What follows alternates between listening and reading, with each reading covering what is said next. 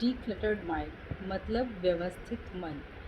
जब आपका मन व्यवस्थित होता है तो आपके मैनिफेस्टेशन बहुत फास्ट हो जाते हैं।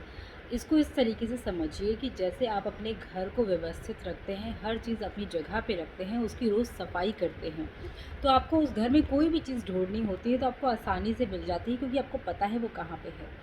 इसी तरीके से अगर आपका मन व्यवस्थित है, उसमें उसी प्रकार के विचार आ सकते हैं जो आप चाहते हैं, तो आपका विजुअलाइजेशन बहुत ही परफेक्ट हो जाता है। आप वो विजुअलाइज करने में सक्षम हो जाते हैं जो आप अपने जीवन में चाहते हैं। तो आपका मन अगर व्यवस्थित है तो आपको जो भी चाहिए वो मिलना बहुत आसान हो जाता है।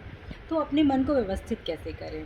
मेडिटेशन करिए रोज़, और माइंडफुलनेस प्रैक्टिस कर सकते हैं। माइंडफुलनेस का मतलब है आप जिस वक्त जो कर रहे हैं उस चीज़ पे पूरा फोकस रखें।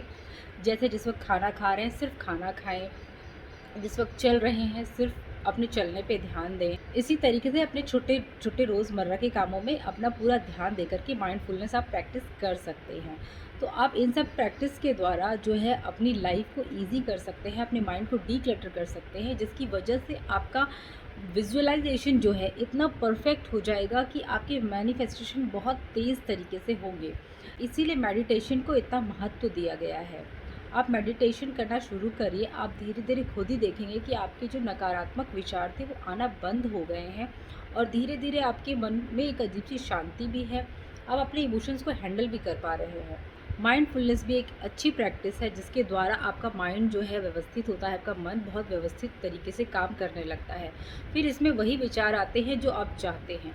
आपके जीवन में जो भी आपको चाहिए, आप उसी तरीके के विचार अगर अपने मन में आने देंगे, तभी आपका जीवन उस तरीके से आगे बढ़ेगा जैसा कि आप चाहते हैं।